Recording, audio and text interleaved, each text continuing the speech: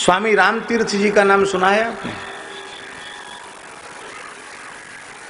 शाह राम, स्वामी राम तीर्थ पंजाब के थे। अब तो इस समय वो पाकिस्तान में चला गया, उस समय पंजाबी था। हैं? अच्छे विद्वान भी थे। तो स्वामी राम तीर्थ जी गंगा किनारे टहल रहे थे। उसी समय एक सिद्ध आया, सिद्ध था वो। बोले स्वामी जी यहाँ कैसे घूम रहे हो? बोले हमको पल्ली पार जाना है, नौका के प्रतीक्षा में है, नौका आएगी तब जाएंगे इसमें बैठ के। अरे बोले किस बात के महात्मा हो?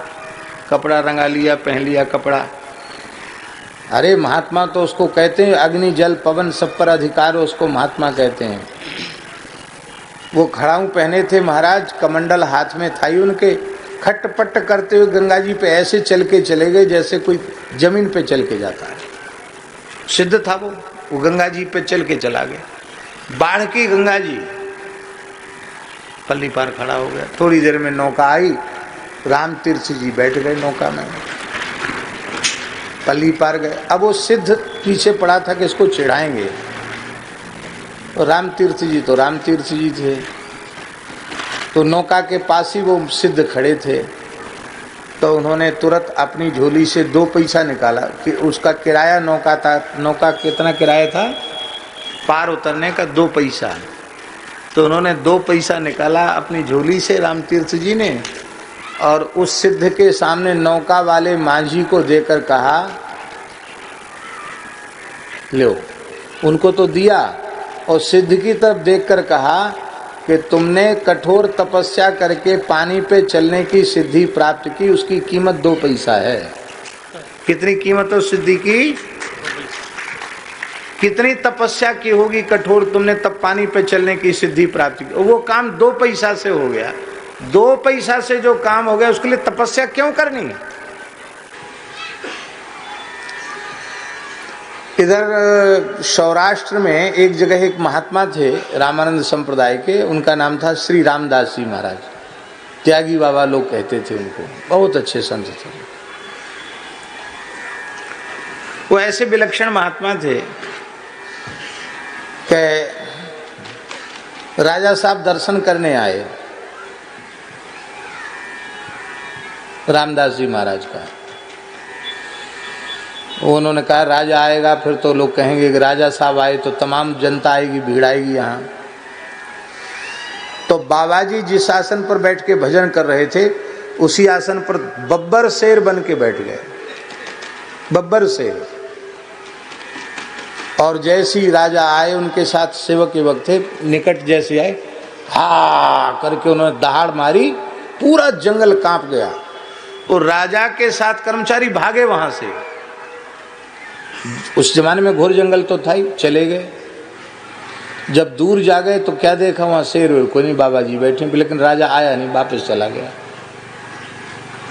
तो हमने नहीं देखा उनको, पर हमने प्रामाणिक लोगों से सुना है कि कभी वो वहां होते तो दिखाई नहीं पड़ते, कभी सर्प और कभी सिंह।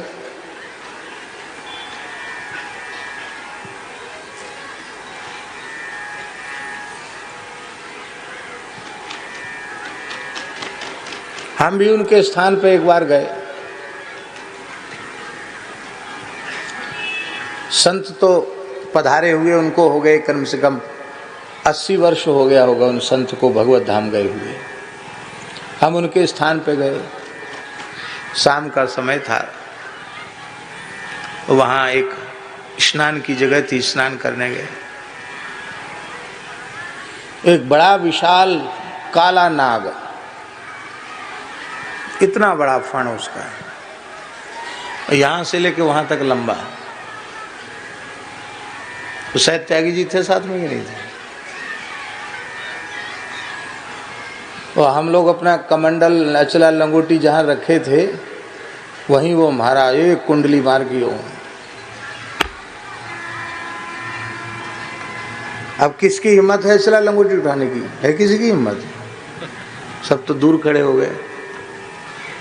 हमको कोई डर नहीं लगा, हम बड़े बिना डर भय के उसके निकट गए। वहीं बिल्कुल ऐसी कुंडली मार के बैठे हो, वहीं हमारे सब कपड़ा चला लंगोटी रखे। हमने हाथ जोड़ के कहा, प्रभु आपने दर्शन देकर बड़ी कृपा की, अब सब साधु घबरा रहे हैं, डर रहे हैं, आप अब कृपा करके पधारो, जिससे सब अपना अचला लंगोटी आसन बासन उठा सकें यहाँ से। और इतना सुनते ही जैसे कोई मनुष्य भाषा समझता है, ऐसे सुनते ही ऐसे कर चले, दिखाई नहीं पड़े। हमने गांव के लोगों से कहा, उन्हें कहा बोले बाबा रामदास जी के दर्शन तो नहीं होगा। भगवान जाने रामदास जी थे कि कौन थे। बोले सिद्धों के दर्शन इसी तरह से होते हैं, भगवान जाने कौन थे। लेकिन ये मैंने आंखों से देखा कि जैसे ही मैंने कहा कि प्रभु आप कृपा करके पधारिए, तो पधार गए, चले गए, पता ही नहीं चला कहाँ चले गए।